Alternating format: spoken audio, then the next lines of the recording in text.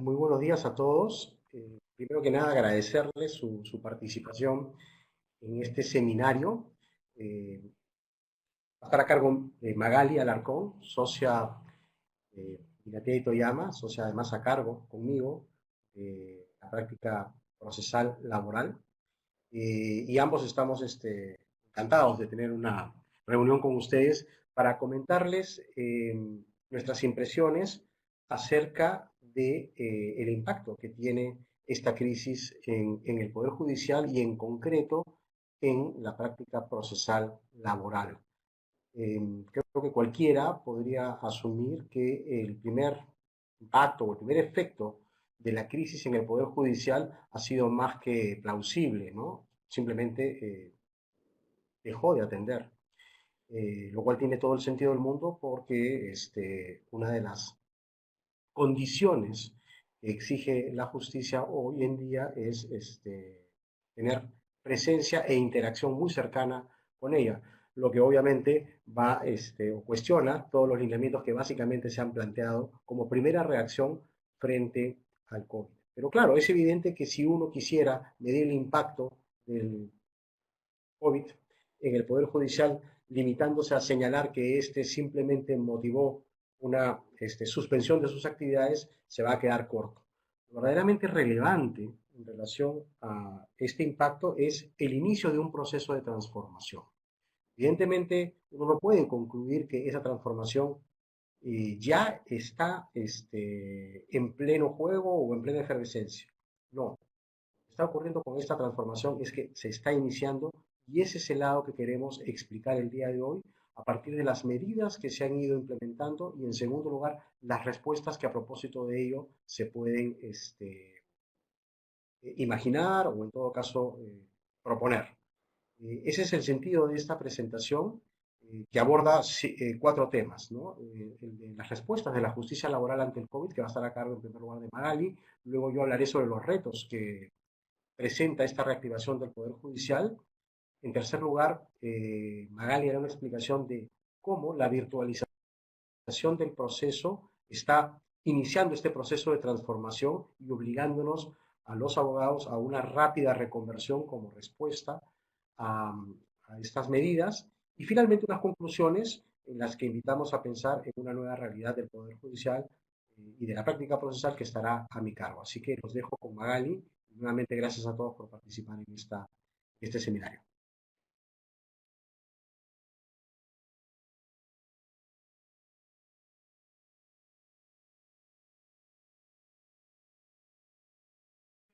Mali, tu micrófono está cerrado. Muy buenos días a todos por acompañarnos. Muchas gracias por estar presentes. Vamos a empezar esta parte de la exposición del webinar explicando un poco qué es lo que encontramos en nuestro entorno actual de cara a la nueva normalidad que vamos a manejar. El tema de la tecnología de la información y comunicación es algo que ya se venía trabajando desde hace algún tiempo en el Poder Judicial. Entonces, ya tendríamos nosotros un sistema de notificaciones electrónicas implementada en algunos distritos judiciales. Teníamos también una mesa de partes electrónicas que va vinculada al proceso que se lleva a través de un expediente judicial electrónico, que era la tercera novedad, ¿no?, del sistema de informático o de tecnología en el Poder Judicial. Lo cierto es que el expediente judicial electrónico no es de aplicación nacional, tiene una aplicación reducida a 5 distritos, a 5 sedes judiciales, 5 jurisdicciones, que son Cajamarca, Tacna, Ventanilla, Lima Centro y Lima Norte. En ese sentido, se maneja, según la estadística que se nos ha brindado de forma reciente y que es de acceso público, más o menos de una carga de 3.200.000 procesos, unos 100.000 estarían llevándose a través de un proceso electrónico, de un sistema del expediente judicial electrónico. Estos 100.000 procesos representan aproximadamente un 3% del total de la carga del Poder Judicial. Entonces, tenemos un punto de inicio que es este, y que en función a estos tres elementos se suma ahora un plan estratégico institucional de cara al nuevo contexto que tenemos frente a la pandemia del coronavirus. Y hace poco se ha emitido la resolución subdirectoral una resolución, perdón, del Consejo Ejecutivo que establece un plan institucional de cara a las medidas preventivas y de reactivación de las actividades del Poder Judicial. Bien, entonces, en este plan de reactivación tenemos una etapa de actuaciones, que las podemos dividir en tres. Un primer momento, que va del 11 al 17 de mayo, en el cual claramente no corren los plazos judiciales, no va a haber atención al público, no va a existir mesa de partes, se suspenden todas las audiencias, ¿ok? Salvo aquellas que necesiten una especial atención. No olvidemos que la resolución que establece estas medidas preventivas especiales es de aplicación homogénea para todos los temas que se discuten en el Poder Judicial, es decir, penal, familia, laboral, civil, comercial, tributario. Todos los elementos que se discuten están mapeados a través de esta resolución directoral, esta resolución del Consejo Ejecutivo. Y en ese sentido, esta excepción que nos habla la norma de las audiencias especiales o muy urgentes probablemente va en la línea de aquellas que ya se vienen atendiendo al día de hoy de una forma privilegiada. El segundo momento va del 18 de mayo al 9 de junio, que coincide precisamente con lo que al día de hoy manejamos como la fecha para el levantamiento del estado de emergencia nacional. En este momento, lo que ya se genera es una excepcionalidad de las diligencias en la línea que les venía comentando y además una profundización en las medidas sanitarias con las cuales se va a llevar a cabo las actividades del Poder Judicial. Esto es muy importante porque existen ciertos protocolos que se han dado a través del Ministerio de Salud que tienen que ser cumplidos. Asimismo, se adapta todo el entorno tecnológico a lo que es la firma digital, al trabajo remoto y se impugna y se promueve también la digitalización de los expedientes. En una tercera fase, nos vamos ya hacia el 10 de junio en adelante. En este momento deberíamos tener ya un norte sobre qué ha sucedido con las audiencias que no se pudieron llevar a cabo durante la etapa del aislamiento social obligatorio. La disposición nos señala que deberán ser reprogramadas precisamente a partir de este momento, del 10 de junio, y que la preferencia de la realización... Por supuesto, la ventaja de estar haciendo el trabajo de a dos. Efectivamente, hay un plan de trabajo que ya ha sido normalizado, es un protocolo de reactivación, como mencionaba Magali, que es el que está recogido en la resolución administrativa 129 y que tiene tres etapas, ¿no? Esta segunda etapa, la del 18 de mayo al 9 de junio, es una en la que ya se puede interactuar con el Poder Judicial, se van a realizar algunas diligencias en forma presencial, pero de modo excepcional, y donde es previsible que se alterne la realización de estas diligencias con diligencias o audiencias de tipo virtual y a partir del 10 de junio se van a realizar audiencias reprogramadas, principalmente a través del trabajo remoto, lo que significa que a partir de esa fecha vamos a comenzar a tener ya alguna evidencia un poco más masiva, si cabe el término, de audiencias virtuales en las que los abogados, las partes van a tener que ir interactuando, como decía, con el órgano, con el Poder Judicial a través de medios virtuales. El software que se está utilizando es el Google Meet. Pero eso plantea, me parece, ciertos retos que uno puede proponer para el corto, mediano o largo plazo. En primer lugar, lo primero es superar los retos operativos de la reactivación, ¿no? Yo creo que a cualquiera de nosotros nos ha pasado el tener que enfrentarnos de pronto con una nueva realidad, ¿no?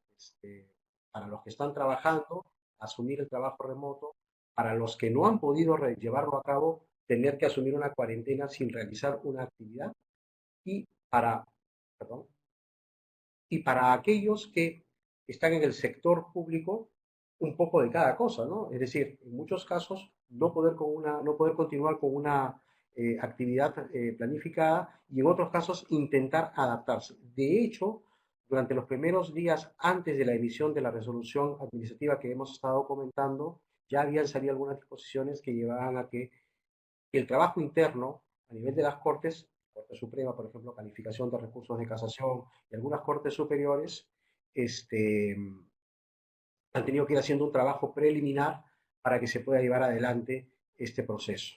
En el mediano plazo, que es aquel al cual nos estamos adaptando, viene un proceso de adaptación a medios virtuales. Es evidente que el Poder Judicial lo está llevando a cabo y es obvio, y si no lo saben, se los contamos, que muchos grupos de abogados ya están preparándose en modo virtual, llevando a cabo simulaciones para poder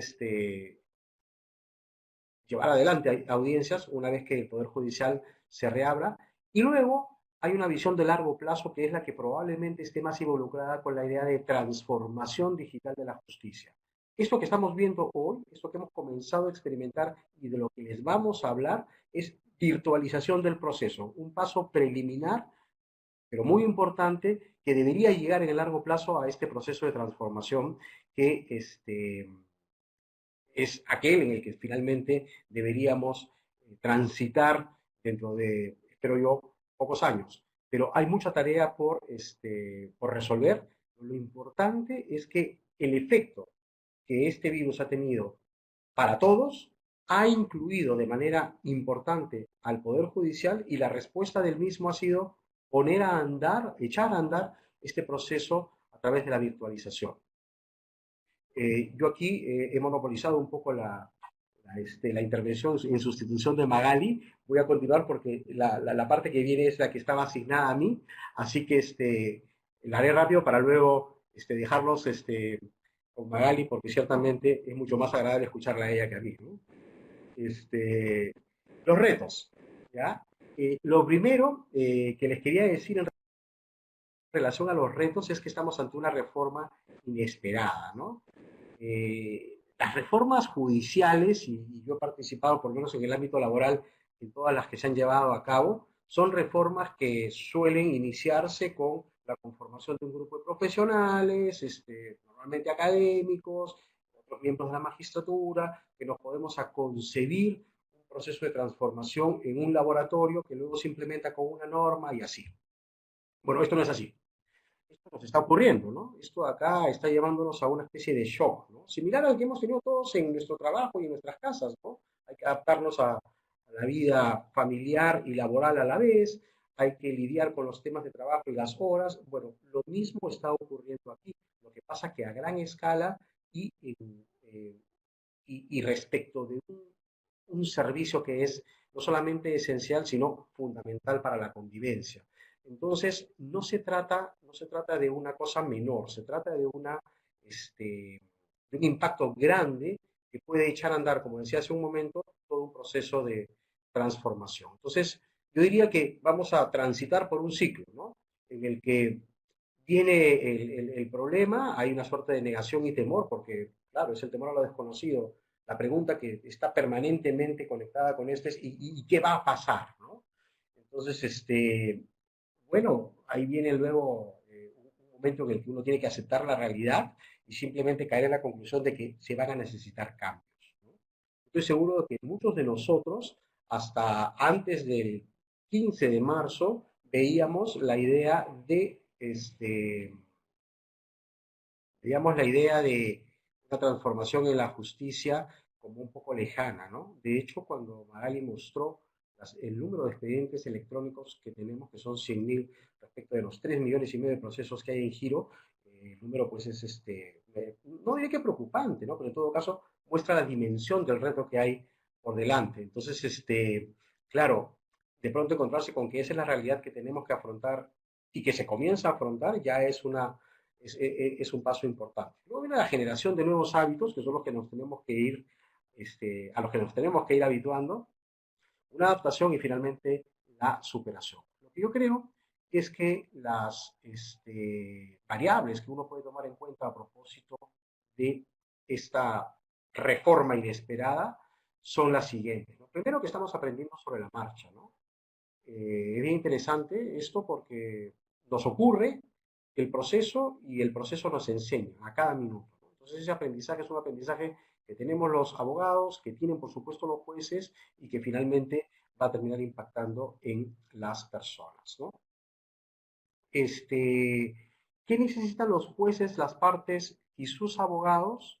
Bueno, lo que necesitan en verdad es comenzar a adaptarse a un proceso que va a tener que interactuar lo presencial con lo virtual y sobre todo llevar adelante una interacción entre una ley procesal que tiene un espíritu presencial y construir sobre la marcha respecto de esa norma un procedimiento eh, de diligencias virtuales que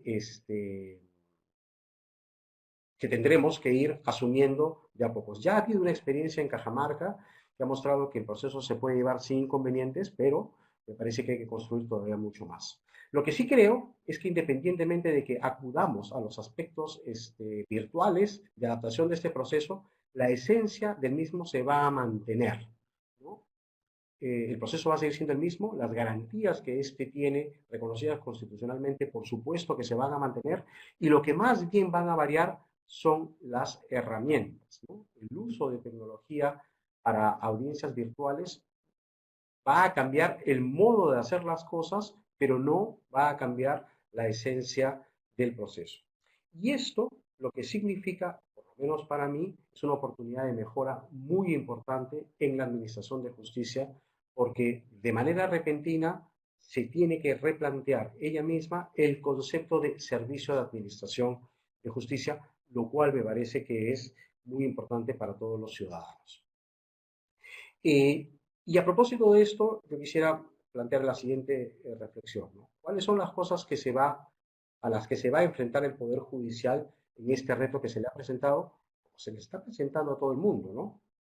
La primera es que hay que gestionar la carga procesal del periodo de aislamiento, ¿no? En este periodo de aislamiento que ya va a tomar casi 2 meses, los procesos se han movido pasivamente. Esto puede parecer un oxímoron, ¿no? Pero lo cierto es que la carga procesal ha estado allí y no se ha dado paso a muchas de las audiencias, salvo en los casos de emergencia, lo que significa que las audiencias frustradas, las sentencias no emitidas y todos aquellos escritos con término que debieron haberse presentado durante ese periodo se van a tener que diferir y eso va a generar una congestión en algún momento respecto de los demás procesos. Todo esto, desde el punto de vista operativo, implica claramente un reto de gestión para los jueces, para el despacho judicial, ¿no? Lo segundo, que es ciertamente muy importante, son las expectativas de los usuarios, ¿no? Los usuarios están preocupados por sus procesos, los usuarios están preocupados por la reprogramación de las audiencias y porque además esos usuarios muy probablemente hayan tenido, además de esta afectación, es decir, lo que le está ocurriendo al Poder Judicial, afectaciones sustantivas distintas.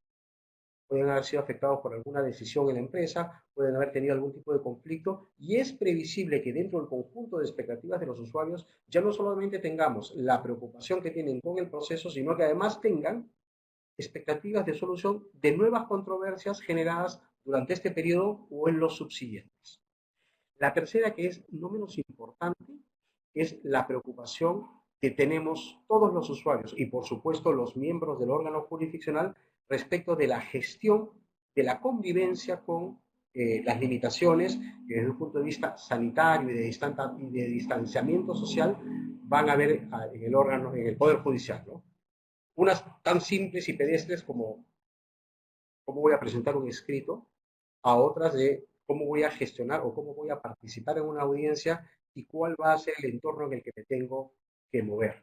Me parece que ese conjunto de preocupaciones coincide, ¿no? Las tienen los miembros del Poder Judicial, las tenemos nosotros como usuarios. Alguna solución va a haber para eso, pero sin duda, tiene que haberla, porque el servicio de justicia no puede parar. De manera que hay ahí un reto importante y estoy seguro que lo manejará adecuadamente el Poder Judicial.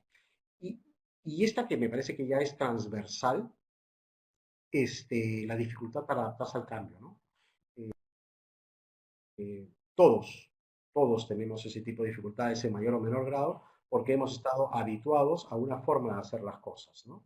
De manera que los retos están ahí y probablemente uno los podría tener mapeados y más o menos procesados. Sin embargo, hay una variable que creo que es la que juega un papel importante, que es la de la incertidumbre social, ¿no? O sea, todos estamos un poco preocupados porque todo este proceso de retos y soluciones que hay que implementar están acompañadas de la duda de cuándo va a acabar esto. La vacuna se encontrará en 8 meses, en un año, en dos. Las costumbres que esto va a generar pueden cambiar las circunstancias, nadie lo sabe. Entonces, nos está tocando vivir una época en la que probablemente el Poder Judicial tendrá que enfrentar los retos más grandes de toda su historia en uno de los contextos de incertidumbre más grandes y desconocidos que nos ha tocado vivir. De manera que el trabajo es bien importante y lo que hay que hacer de aquí en adelante es acometerlo con el mayor entusiasmo y seguramente con el mayor de los órdenes para que funcione adecuadamente. Y esto nos invita pues a una serie de propuestas que creo que cualquiera se tendría que plantear, ¿no? Están vinculadas con los protocolos de reactivación que había anticipado Magali. Las audiencias van a ser presenciales o semipresenciales, cómo se va a trabajar con los grupos de riesgo, que son las preocupaciones que hay en las empresas, que hay en las casas de cada uno de nosotros y que por supuesto se trasladan al Poder Judicial. Cuestiones más operativas como el expediente judicial electrónico y la no existencia de firmas digitales que son las que hacen la conexión entre la actividad de desarrollo de asesoría y el expediente judicial mismo, ¿no? Los plazos y las formas, cosas tan simples como, muy bien, si me notifican una demanda y yo la tengo que contestar, y normalmente lo hacía en una audiencia de conciliación y esta ahora va a ser de modo virtual, ¿cuándo la tengo que presentar? ¿10 días antes? ¿15 días antes? ¿Se va a respetar el derecho de defensa? Es decir, hay cuestiones que van a tener que ser solucionadas sobre la marcha y probablemente sin necesidad de hacer una transformación del proceso judicial, porque claro, lo que se tiene que solucionar son cosas muy puntuales. Relaciones institucionales, como por ejemplo el oficio que tiene que enviar un juez a la SUNAT para que emita algún tipo de información o al Ministerio de Trabajo, dado que no hay necesariamente comunicación electrónica, y de alguna manera problemas de espacio físico, ¿no? Si las audiencias virtuales se van a realizar en un entorno virtual, uno podría suponer que, por lo tanto, las personas podrían participar en la audiencia desde el lugar en el que estén. Sí, eso es correcto, en principio debería ser así, pero puede ocurrir que la complejidad del proceso haga recomendable que por lo menos las partes estén en un solo espacio y probablemente el juez sí actuando de manera remota, lo que significaría que puede haber desde un punto de vista espacial algún escenario de descentralización. Es decir, no hay que ir al juzgado, sino que hay que llevar la audiencia en un lugar determinado que es distinto al despacho judicial. Curiosamente, esto nos tiene que invitar a reflexiones tan simples pero interesantísimas como que en algunos casos el juez no va a poder decir mi juzgado, sino va a tener que decir mi audiencia. Interesante, ¿no? Cómo se van Las moviendo respuestas a esas preguntas están allí.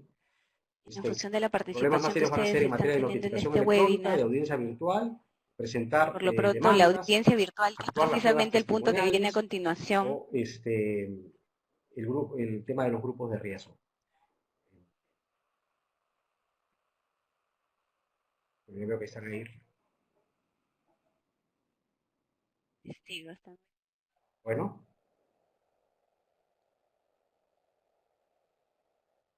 sí, sí, sí. Sí, esto es una de las cosas que exactamente, ¿no? Esto es justamente lo que hace lo virtual, ¿no? En este momento, luego de yo haber planteado las preguntas y conversar con ustedes a través de una encuesta, voy confirmando lo que estaba más o menos claro en mi cabeza, ¿no? Que una audiencia virtual y la actuación de prueba testimonial pueden ser probablemente los retos más importantes.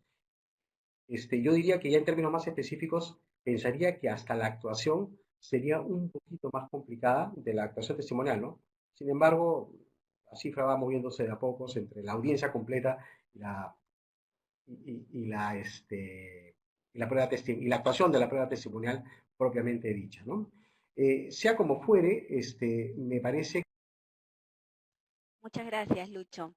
Precisamente lo que viene a continuación es lo que toca, la actualización del proceso laboral. Y en la línea respondida en la encuesta, nosotros también, y como se establece en el manual en el procedimiento de reactivación, la audiencia virtual pues será lo novedoso. Pero aquí hay que tener claro un tema. No, lo que vamos a vivir en los próximos meses, en el corto, mediano plazo, es un fenómeno en el que aprovecharemos herramientas de la tecnología para seguir administrando justicia. Bien, no se está cambiando un modelo oral como se ve en la justicia laboral o un modelo escrito como aún se ve en otras ramas de la justicia, sino que por algo que se vuelva netamente virtual. No vamos a estar hablando de robots, de respuestas automáticas, aún a eso no migramos. Lo que tenemos hoy es un escenario que nos plantea que nos valgamos de lo virtual para cubrir las expectativas de los usuarios. En la línea de lo que precisamente Lucho comentaba en la intervención previa, ¿no? Lo que vamos a cambiar es el medio, no realmente el proceso en sí mismo. En esa línea de la transformación digital, la esencia del proceso no va a cambiar. ¿A qué me refiero con eso? El proceso sigue siendo como base una fuente para tutelar derechos. Y a esa tutela de derechos se llega a través de la reconstrucción de los hechos a los cuales el juez y las partes el juez establece cuál es la norma que corresponde aplicar en función de los inputs que las partes puedan otorgarle, ¿no? Entonces, en este escenario, lo que tenemos que buscar es no presentar o proponer trabas, sino más bien facilitar que se identifiquen los hechos y que se aplique la norma de forma adecuada. Asimismo, las garantías constitucionales del debido proceso no deberían pasarse por alto, deben y continúan siendo igualmente importantes. La virtualización tiene que respetarlas, incluso diríamos nosotros potenciarlas. Y frente a los que participan en el proceso, la reconstrucción de los hechos, que es lo que finalmente me permite establecer mi línea de defensa, exige de los abogados un nuevo nivel de habilidades de persuasión. Vamos a entrar más a detalle con algunos tips de la práctica que hemos podido tener nosotros y que nos gustaría compartir con ustedes, pero es importante tener claro que la persuasión va a variar, porque estamos pasando del contacto directo con el juez, con el administrador de justicia, a un contacto a través de un monitor, de la frialdad de un monitor, ¿no? Entonces, eso necesariamente nos va a requerir nuevas habilidades.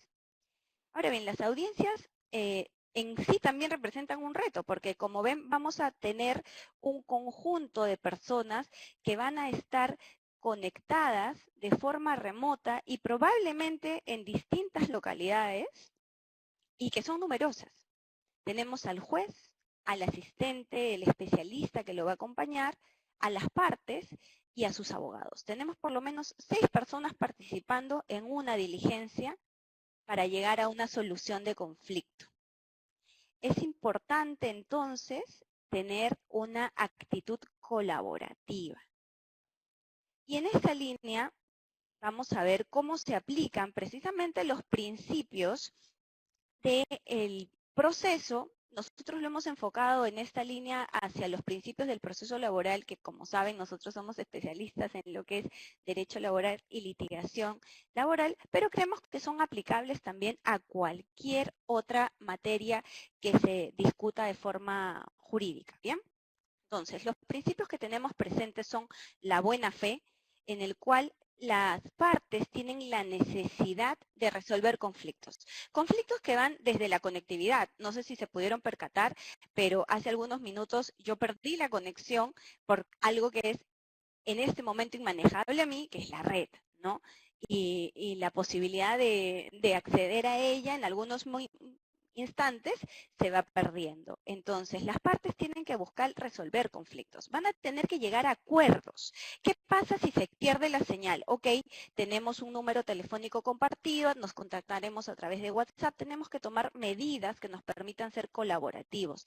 Y con eso evitar conflictos innecesarios que nos lleven a frustrar una diligencia y que finalmente repercutan en una lenta administración. Bien, el principio de la inmediación también se ve potenciado aquí. Insisto, vamos a estar a 30 centímetros de distancia las partes del juez, ¿no? Entonces, es importante tener un mensaje claro, una comunicación activa y asertiva, respetando los turnos, ¿no?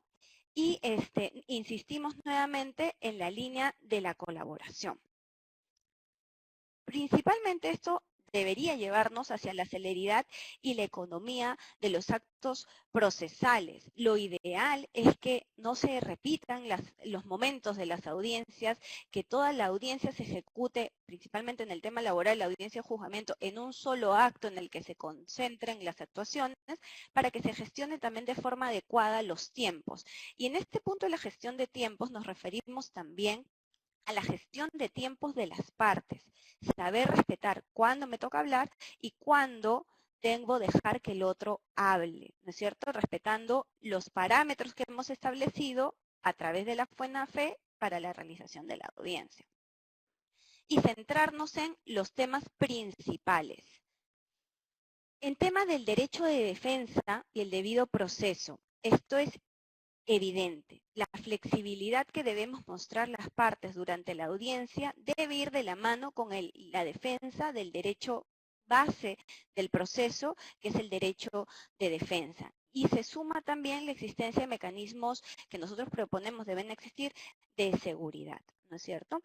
Y de la mano de todos estos principios principales encontramos también un rol. Bueno, continúo. No solo van a exponer una teoría, sino que además deben plantear soluciones innovadoras a los problemas dando a resolución. Bueno, como les decía hace un momento, este es uno de los problemas con los que seguramente va a haber que lidiar en las audiencias. Lamento muchísimo que haya este desfase en la comunicación, pero yo lo puedo retomar. Me parece que la audiencia virtual tiene, como ya se había adelantado, un conjunto de atributos que van a dotarla de un matiz, si se quiere, un poquito distinto del que tradicionalmente teníamos, ¿no? La audiencia de juzgamiento es una audiencia a la que nosotros concurríamos en el mundo presencial y en donde las características de actuación de inmediación, celeridad de economía, buena fe, actuaban básicamente en el contexto de la celebración de esa audiencia, ¿no? Y probablemente allí no se hacía tan necesaria la presencia de la buena fe, porque esta se necesitaba para otras actuaciones procesales y en todo caso la podíamos ver en el marco de la actuación de un medio probatorio. Ahora, valores como la buena fe o incluso el rol protagónico del juez tienen un matiz distinto en el contexto del proceso virtual, porque, por ejemplo, el hecho de que las partes tengan que colaborar para que, y de buena fe además, para que la audiencia funcione, se convierte en un aspecto sobre el cual reposa la funcionalidad de la audiencia. E incluso el derecho de defensa como categoría fundamental y elemental del proceso podría haberse limitado hasta incluso coactado por cuestiones tan simples como no dejar que la otra parte intervenga o simplemente estar en una actitud pasiva frente a las dificultades que la otra parte tenga en el contexto de una audiencia. Si se me permite ejemplificar lo que acaba de ocurrir para tomarlo como referencia respecto de lo que podría pasar en una audiencia, el esquema sería más o menos el siguiente. Si una parte se ve afectada, por ejemplo, con la conexión, la otra de buena fe debería acudir en auxilio de ella, como acabo de hacerlo con la explicación que hacía Magali, que se veía limitada por la dificultad en el ancho de banda. Y esto me lleva, para concluir esta parte, a una reflexión respecto de, por ejemplo, el rol protagónico del juez. En un proceso tradicional, el juez tiene un rol protagónico, y eso lo voy a explicar más adelante, un juez tiene el rol protagónico porque eh, la justicia, la justicia y los mecanismos procesales están pensados para abogados, abogados litigantes y para jueces. Y respecto de ellos hay una suerte de monopolio que está de alguna manera representado por el uso de los poderes del juez dentro de la audiencia. ¿Estos van a desaparecer en el mundo de los procesos virtuales? No, no van a desaparecer, pero tienen que interactuar con la cooperación de las partes. O sea, el juez no puede hacer solo la audiencia y depende en mucho de lo que técnicamente, ya hablo aquí de tecnología, puedan tener y disponer las partes. Lo que significa que va a haber una relativización de ese poder, no en el sentido de que el juez tenga que perder ese poder, sino que ese juez va a ejercer sus facultades en apoyo de lo que hagan las partes dentro del proceso. Y fíjense ustedes, ¿no? Esto es algo que yo como abogado que tengo tantos años litigando no me hubiera imaginado, ¿no? Para llevar adelante una audiencia de modo virtual hay que tener en cuenta una serie de aspectos técnicos, ¿no? Ajustes de video, ajustes de estilo de vista, temas de Gmail, para cuentas de Gmail para que se puedan hacer los actos de notificación. Las invitaciones llegarán por correo. La grabación de la audiencia incluirá también los diálogos que puedan desarrollarse en el chat. Y, por ejemplo, tener la conciencia de que el chat no permite adjuntar archivos.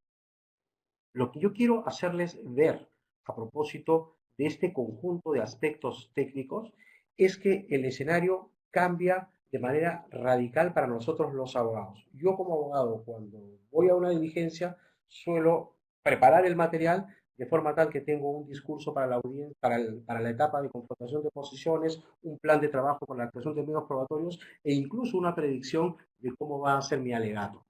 ¿Eso va a desaparecer aquí? No, por supuesto. Pero lo que sí va a ocurrir es que debo considerar que muchos de estos documentos y muchos de los medios probatorios que yo podía explotar en una audiencia presencial, ahora los voy a tener que adaptar a un modo virtual. De hecho, voy a tener que convencer a un juez mirándolo a la cámara. Y de hecho, me voy a enterar de los eventos previos e incluso posteriores a la audiencia a través de vías de comunicación que no han sido las que tradicionalmente se han utilizado, más allá de las notificaciones electrónicas que ya son moneda corriente en el ámbito procesal. Solo para que se hagan una idea, la audiencia que se llevó a cabo en Cajamarca hace cosa de 2 semanas fue organizada por vía telefónica. Es decir, las partes fueron notificadas telefónicamente para que concurran a una audiencia y el juez la llevó a cabo. Y por supuesto que fue una audiencia llena de imperfecciones. Y por supuesto que fue una audiencia con dificultades técnicas como las que acabamos de experimentar. Pero se llevó a cabo gracias a la interacción del juez con las partes que colaborativamente la hicieron posible. Y hoy día tenemos un primer ejemplo que seguramente será mejorado en muchas otras audiencias, ¿no? Muy bien, el contexto que acabo de explicar es el de preparación para la audiencia que nos va a tener que llevar a la experiencia de la audiencia misma, ¿no? La litigación oral en el marco de las reglas del proceso regulado por la ley procesal del trabajo implica que cualquiera de los abogados que participamos en una audiencia partamos de una premisa práctica pero que es fundamental. La audiencia de juzgamiento es la única oportunidad que tenemos para convencer a un juez. Por lo tanto, no solamente tenemos que cuidar los aspectos técnicos para que ésta se lleve a cabo, sino que además vamos a tener que ahora, en esa audiencia, realizar una serie de actividades que me parece que son fundamentales. La primera, que no es distinta de la que teníamos antes, es realizar un planeamiento, hacer un planteamiento de ideas y de pruebas y de tecnología que tengan un sentido y fluyan dentro del contexto de la propia audiencia. Así como nos preparábamos en términos de discurso para manejar con elocuencia nuestra posición dentro de la audiencia, va a haber que hacerlo asumiendo que lo tendremos que hacer a través de una cámara y utilizando un canal, que es el canal del sistema de comunicaciones para persuadir a un juez. Lo que nos ubica frente a una especie de posición medio histriónica tecnológica, ¿no? Porque tenemos que hacer manejo de cámara, ¿no? Hace poco veía que hay sistemas de cámaras que son múltiples y que hacen que la pantalla de la computadora tenga 4 cámaras de forma tal que se maneje el espacio y el juez pueda ver a la persona que está hablando de manera continua. En fin, esas son sofisticaciones que de pronto van a terminar utilizándose, pero de momento lo que hacemos es hablarle a una computadora, mirar un puntito que es la cámara y a partir de él utilizar eso como guía para iniciar nuestro proceso de persuasión. Y comenzar con estrategias de comunicación que hagan de la concreción una de las virtudes más importantes en el proceso, ¿no? Yo creo que en este contexto hay espacio para esas confrontaciones de posiciones en las que los abogados hablan durante mucho rato, lo que presupone tener una guía de actuación, una guía de actuación de medios probatorios que tome en cuenta los medios probatorios que se van a actuar, ¿no? Probablemente, y a partir de la encuesta que acabamos de ver, quizás el planeamiento más importante en materia probatoria sea el de utilización de los testigos. Allí van a presentarse 2 escenarios, ¿no? El escenario de los testigos de parte, donde estos pueden ser interrogados y contrainterrogados de manera más o menos fluida, y el escenario de los testigos hostiles, ¿no? Aquellos que son más bien ofrecidos y que tienen que ser o que tienen que concurrir a la audiencia, a pesar de que están vinculados a la otra parte. Esta segunda posibilidad me parece que va a estar bastante limitada. Ya lo era, dicho sea de paso, en las audiencias presenciales. Yo creo que estadísticamente el número de testigos hostiles que han participado en un proceso oral debe ser muy, muy reducido, y creo que ese porcentaje va a disminuir significativamente en este contexto. Pero eso no quiere decir que la prueba pierda valor. Recordemos que una prueba testimonial es una prueba que tiene mucha potencia, particularmente cuando está el testigo sujeto a un contrainterrogatorio. De hecho, los casos más complejos que yo como abogado litigante he tenido y los casos más relevantes en términos de resultado son aquellos que han contado con una prueba testimonial. Con lo cual, lo que habrá que utilizar o que habrá que plantearse como reto es preguntarse cómo se hace para actuar esta prueba y qué técnicas hay que utilizar para que ésta cumpla los propósitos que nos hemos planteado, ¿no? Y luego, asumir, y esto es algo que seguramente se irá consolidando con la práctica, que las reglas del proceso y sobre todo las de manejo de la audiencia tienen que ser reglas flexibles, ¿no?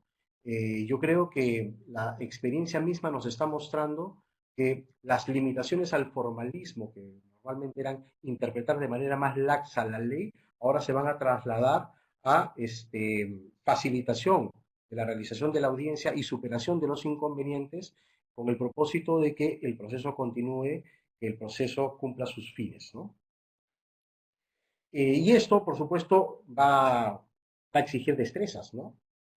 Cuando hablamos de destrezas legales, las destrezas legales tienen que ver con el conocimiento de la ley, pero las destrezas de litigio tenían que ver con el desempeño de los abogados en el foro, ¿no? Cosa que a muchos de nosotros nos puede parecer muy bonito y hasta romántico, diría yo, pero lo cierto es que esas habilidades no van a bastar. Hay que mantenerlas, porque las habilidades, las destrezas legales son necesarias, pero van a tener que venir acompañadas de otras, ¿no? Habilidades digitales. O sea, los abogados vamos a tener que ser un poco más tequis, ¿no? Manejar herramientas tecnológicas, no solamente habituarnos, sino explotar el trabajo remoto y especializarnos en la persuasión utilizando computadoras, ¿no? Utilizando cámaras, perdón. Y luego la gestión del trabajo, ¿no? La gestión del trabajo en un contexto de virtualización nos va a abrir la puerta para el conocimiento de mucha más información y sobre todo de datos, lo que va a implicar que los sistemas de organización aplicables al control de todos los procesos van a ser, yo diría, mucho más frecuentes, y los abogados litigantes, nos encanta, digamos, la práctica judicial, vamos a tener que contar con un componente bien importante de gestión. Hoy en la mañana, antes de este evento, tuvimos en la oficina, por ejemplo, una reunión en la que se expuso todo el plan de trabajo que había que hacer para hacer seguimiento a los procesos en el modo virtual. Y la verdad es que me quedé impresionado con la cantidad de cosas que hay que hacer y que van a denotar el despliegue de destrezas de gestión, además de las que un abogado debe tener. Aquí hay una encuesta, ahora sí le cedo la palabra a Magali porque creo que ella quiere manejar esto. Espero que ya no tengamos más inconvenientes tecnológicos, pero tú eres más que bienvenida. Bienvenida, estimada. Muchas gracias. Sí, bueno, aquí lanzamos una encuesta que va vinculada precisamente con las habilidades, ¿no? Nosotros las hemos identificado como las habilidades digitales y las habilidades de gestión del trabajo en sí. Y les preguntamos, ¿consideran que los abogados están preparados hoy para hacer una audiencia virtual?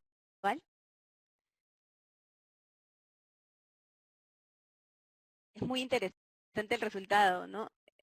En lo que va, estamos en un porcentaje bastante alto, 7 a 76%, 24%.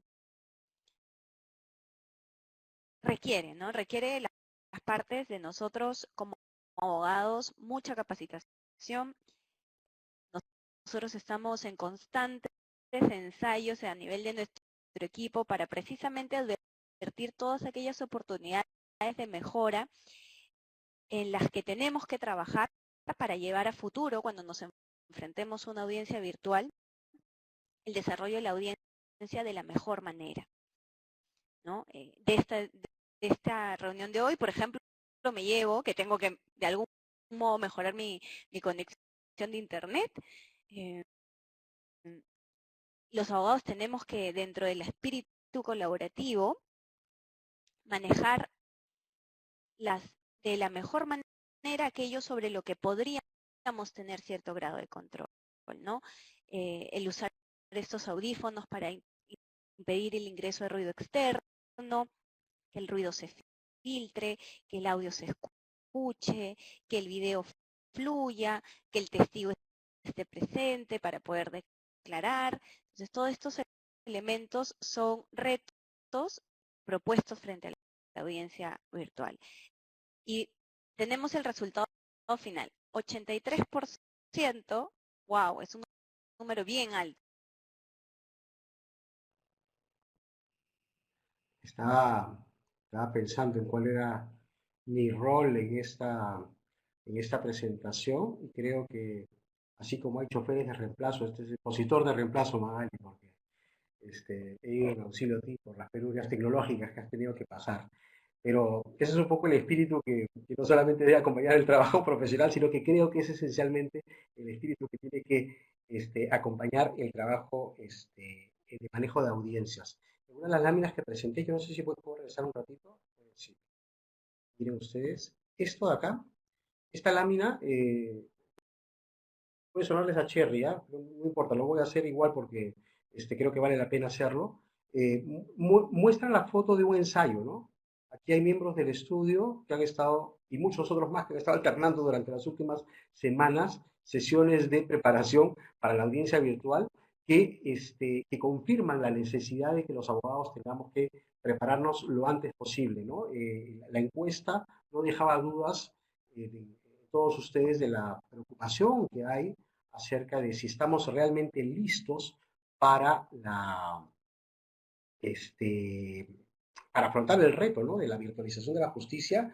Yo creo que nadie puede decir que está listo. Habrá algunos, en todo caso, que podemos decir que lo vamos a hacer con mucho entusiasmo.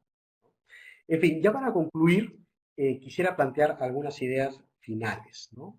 Y son ideas quizás un poco macro, pero por favor no presten atención al alcance que puedan tener, sino más bien a lo que en esencia quisiera transmitir y que creo que está detrás de esto, ¿no?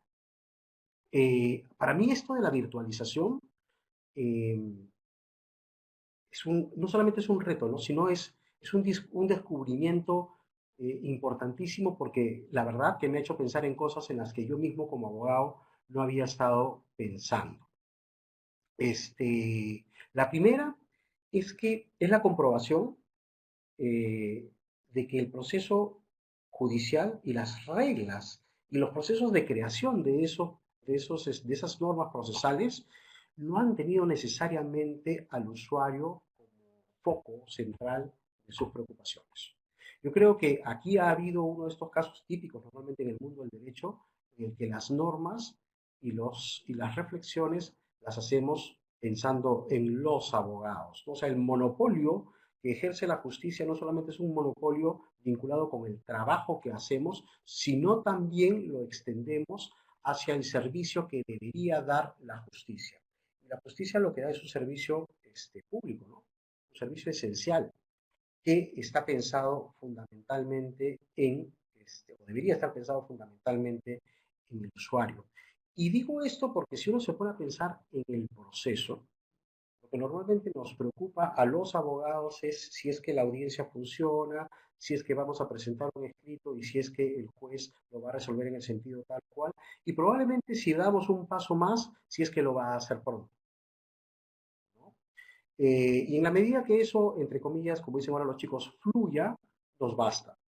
Sin embargo, yo a partir de esto me he planteado cuestiones como, por ejemplo, el acceso a la justicia.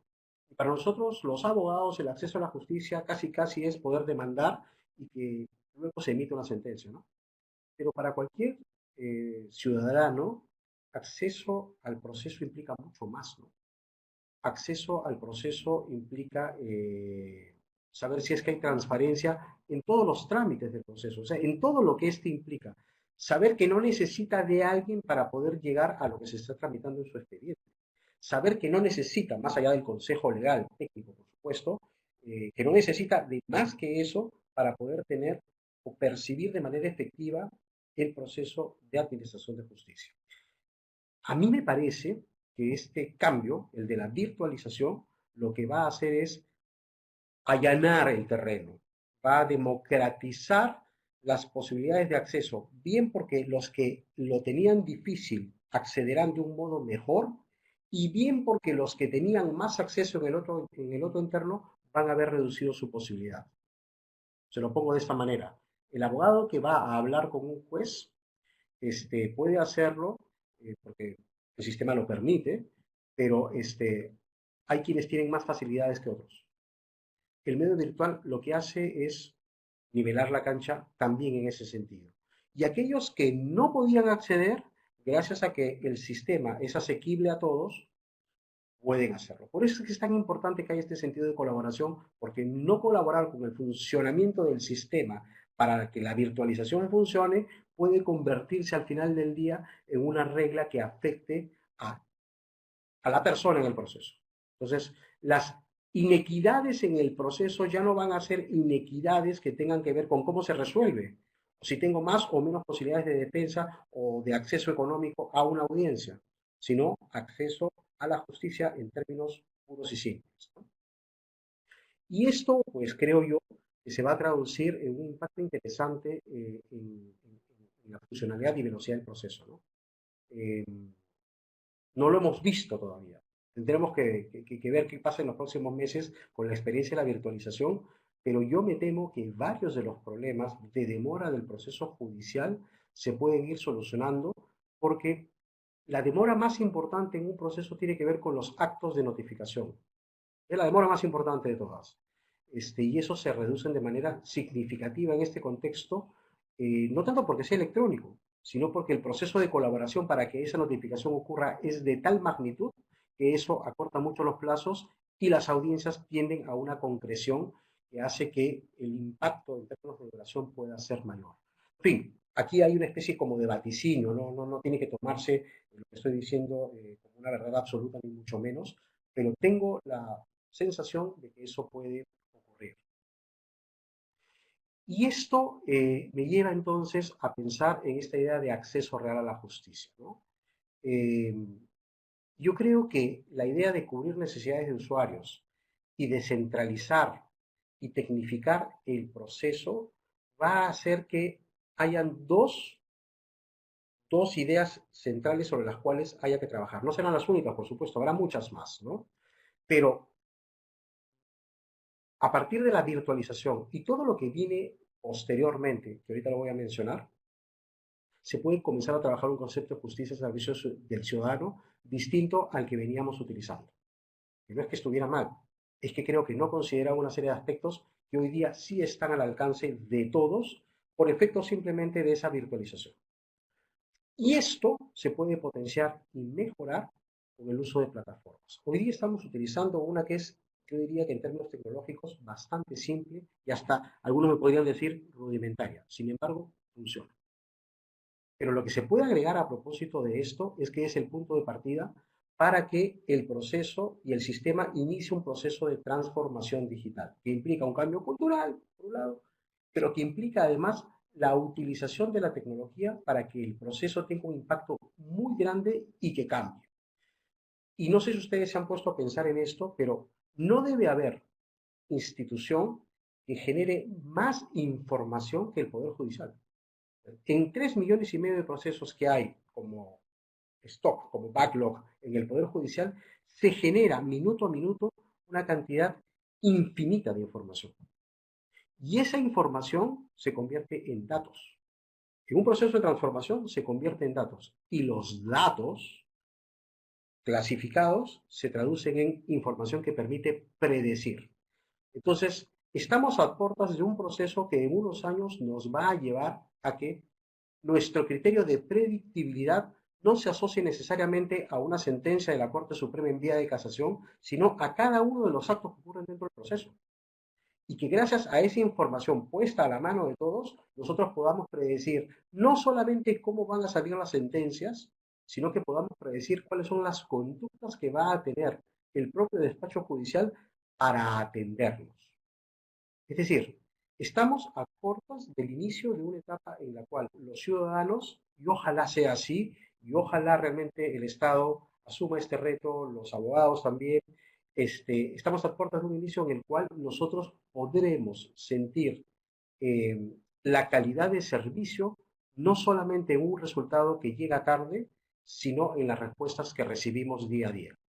Y eso, por lo menos desde mi perspectiva, es la nueva dimensión del derecho de acceso a la justicia, o, como está planteado aquí en esta lámina, de acceso real a la justicia.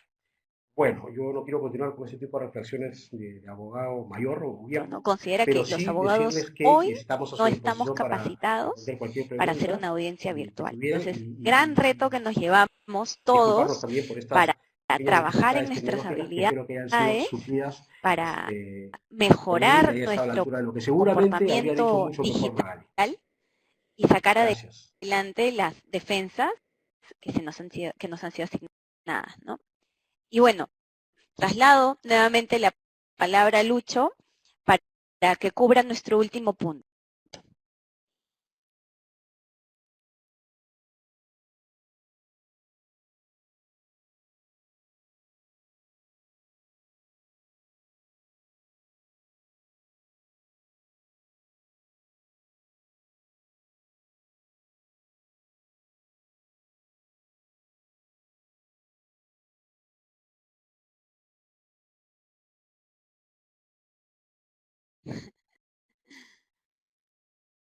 Gracias a todos. Tenemos algunas preguntas que pasamos a resolver. Varias están concentradas en qué va a pasar con aquellas audiencias que no se llevaron a cabo durante el periodo de aislamiento social obligatorio, ¿no? Si no han sido reprogramadas aún, la directiva interna del Poder Judicial establece que éstas se tienen que ejecutar a partir del 10 de junio en adelante.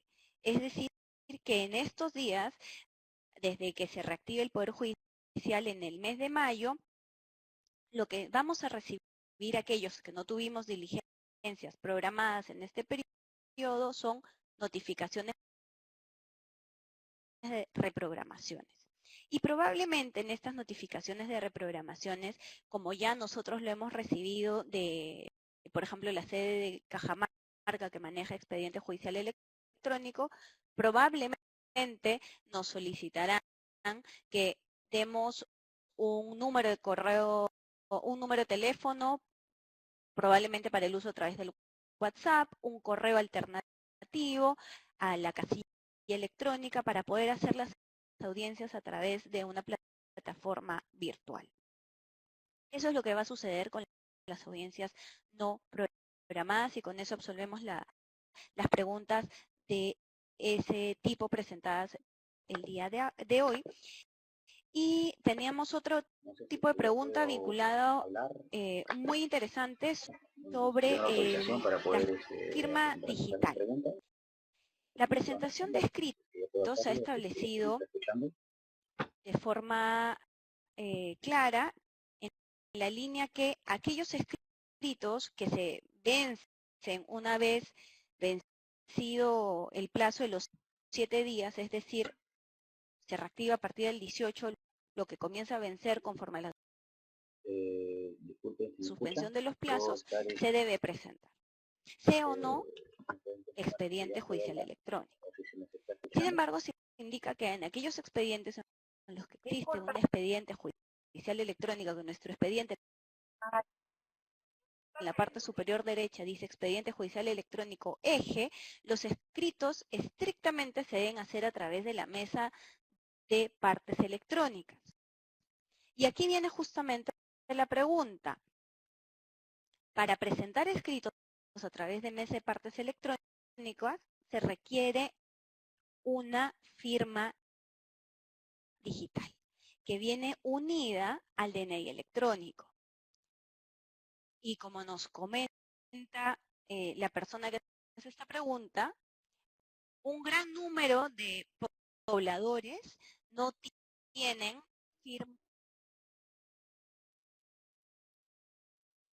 DNI electrónico. Entonces, al no tener DNI electrónico, no van a poder presentar el escrito a través de la mesa de partes electrónicas. A lo que se suma un nuevo problema, y es que RENIEC no viene otorgando DNIs electrónicos desde mayo del año 2018, si mal no recuerdo, mayo-julio del 2018, por problemas técnicos de la plataforma de RENIEC. ¿Cómo levantamos este problema? Es algo que vamos a tener que pensar, ¿bien? Porque el supuesto no está establecido en la Sí, hay dos preguntas. resolución administrativa, pero seguramente con el desarrollo de los días, del paso de los días, va a haber una solución. Nosotros le damos vueltas a este tema. ¿Qué posibilidad teníamos? Creemos que la primera posibilidad que podemos usar para salvar este conflicto es que de alguna forma se permita el uso de la clave SOL, esa es la ¿no? primera pregunta. Y la segunda La clave tiene que SOL ver con el usuario el hecho de que se SOL, puede utilizar la vincularlo tecnología temporalmente a través de una limitar plataforma, derechos de así las como lo que partes se ha y abierto de generar forma también unidades. inmediata Ya, para la voy a presentación de las resolver la primera porque creo solicitudes que de suspensión tiene que ver con perfecta dos cosas. o No aquellos estoy otros muy al tanto de cuál es el permisos grado de vinculados de manera disponibilidad que pueda haber temporal a tenido la circulación como no sé, medida el punto de vista tecnológico para extraordinaria, llegar a todo facilitar esto. el acceso Vamos a a ver, través de debe haber la sido clave el SOL mismo grado de mientras se disponibilidad que hemos tenido levanta todos, ¿no? la Porque la mejor demostración imposibilidad de una de gran que mayoría esto de se podía peruanos haber de obtener utilizado DNI electrónico era que ni bien estamos y el afectados por la fin de crisis, pues activación la del respuesta DNI inmediata electrónico, fue que es un usar segundo tema videoconferencias, ¿no? conflictivo. Y Más por allá ahí de que, creo por que ejemplo, podemos en el estudio lanzar lo hayamos estado nuestro preparados una aporte, ¿no? semana Nuestro antes y qué sé yo, aporte lo de cierto es que colaboración para buscar mucha una gente, solución al al, poquísimo tiempo, al día siguiente problema. de la afectación con la crisis, Pero ya veremos qué tenía pasa un en modo de los días, ¿no? respuesta virtual Tenemos que ha funcionado y que le ha que mapear funcionado la muy bien, porque de otra incertidumbre manera propia de la no, reactivación en no un podríamos citar escenario tantas nuevo. anécdotas de uso de tecnología que han sido efectivos y que y han permitido lidiar con la crisis, ¿no? Entonces, creo que todos Y acá podríamos hay haber respondido y unas por lo tanto preguntas adicionales los sobre, recursos estaban a la mano. Yo creo que se de hecho, necesitaba creo algo, que acá ¿no? hay un tema que Se necesitaba algo como esto se para caer en la cuenta de que preguntan realmente se podía vinculado utilizar, a porque la todas las tecnología en sí. organizaciones y todas las personas incluso estamos también sesgados por nuestros propios hábitos, ¿no?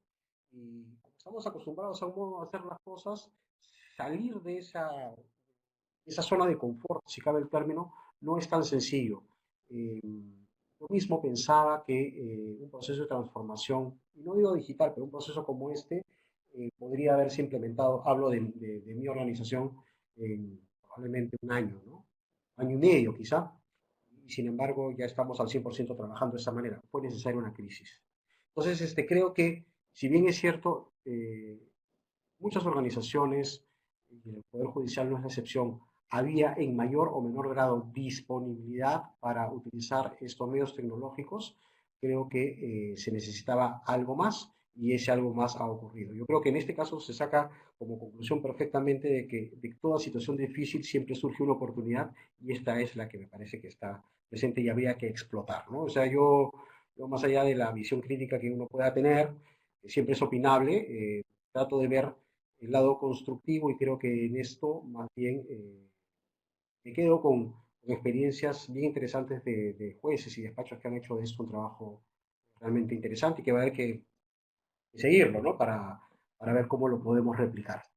Y por otro lado, lo que les quería decir en relación al uso de la tecnología y su uso indebido para generar nulidades o afectar a la otra parte, creo que hay dos cuestiones. Sí, puede pasar, y eso tiene como mecanismo de control la buena fe. Por ahí me preguntaban, ¿y se tiene que normar eso especialmente para que esa buena fe se utilice? Yo creo que el principio de buena fe está. Por buena fe se pueden solucionar varias cosas. Creo que ahí está el control del propio juez para evitar que estos efectos se generen, sobre todo porque las afectaciones de esa actuación de mala fe van a traducirse en supuestos de indefensión y los supuestos de indefensión en el proceso no están admitidos. La regla básica de todo proceso se llama debido proceso y su concreción más evidente es igualdad para las partes, igualdad de posibilidades de ataque, igualdad de posibilidades de defensa. Cualquier cosa que afecte ello es un problema y hay dos formas de atacarlo: vía nulidad y recomposición de todo, que es la peor de todas, porque afecta la fluidez del proceso, y vía invocación de reglas de buena fe, que yo creo que, así como muchas de las cosas que ha traído el virus y que llevan a muchas personas a decir esto ha llegado para quedarse, yo también creo que la expectativa de actuación de buena fe ha llegado para quedarse.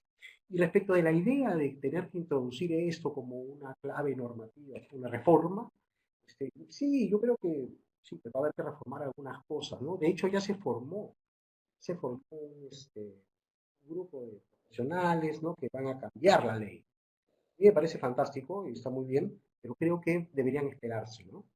Me parece que comenzar la reflexión de un cambio de las normas procesales ahora es un poco prematuro, eh, no porque creo que hay que esperar para reflexionar, no, no, sino porque creo que hay que esperar para ver cómo está funcionando esto y cómo se puede perfeccionar. O sea, hay un montón de cosas que estamos todavía eh, descubriendo y me parece que esa etapa de descubrimiento va a tomar varios meses.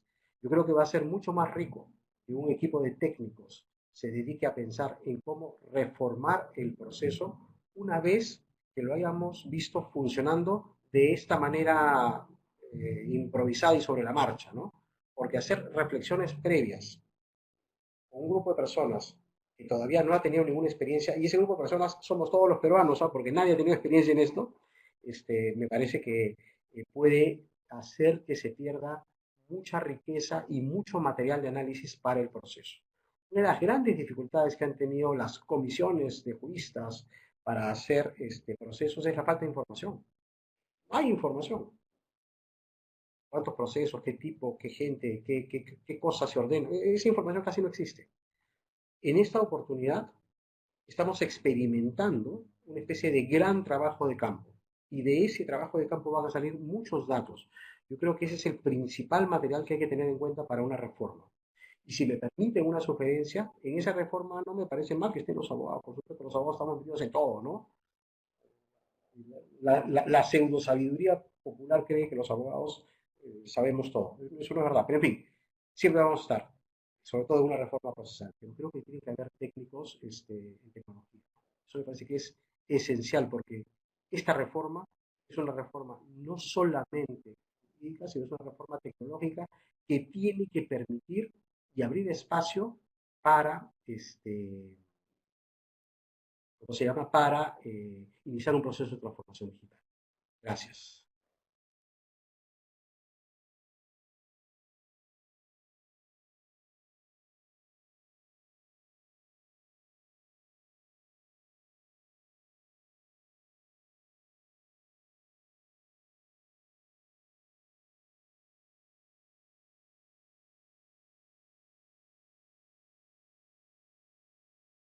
A ver, voy a absorber una última pregunta que están haciendo respecto a los testigos.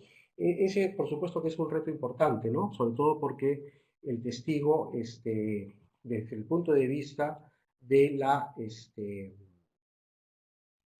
¿cómo se llama? De la actuación de la audiencia, él no puede estar presente, solamente el testigo tiene que participar en el momento en el que debe prestar su testimonio. De hecho, no debe escuchar ni la audiencia ni a las partes para que su testimonio pues, no se vea contaminado.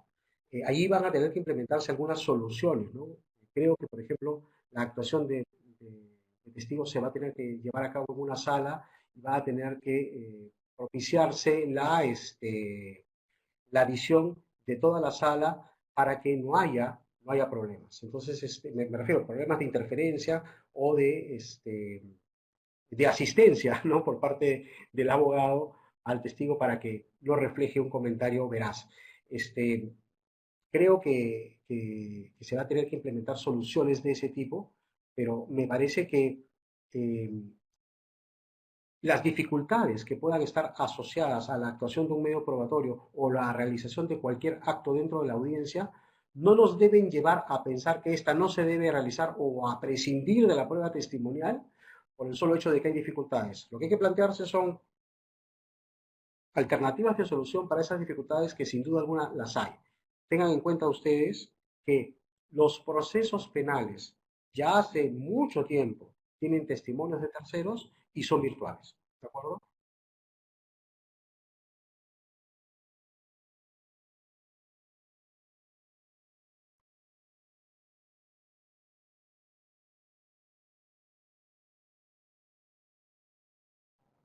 Bueno, y ya nos hemos excedido 15 minutos, ciertamente no tanto por las preguntas, sino por las dificultades que hemos tenido, pero nos parece que lo único que tenemos que expresar es nuestro agradecimiento. Fíjense que a pesar de que ya tenemos 15 minutos de extensión, todavía tenemos más de 70 personas como público asistente, lo cual revela el interés y sobre todo el cariño y la buena onda de todos ustedes con relación de esto a estos dos expositores.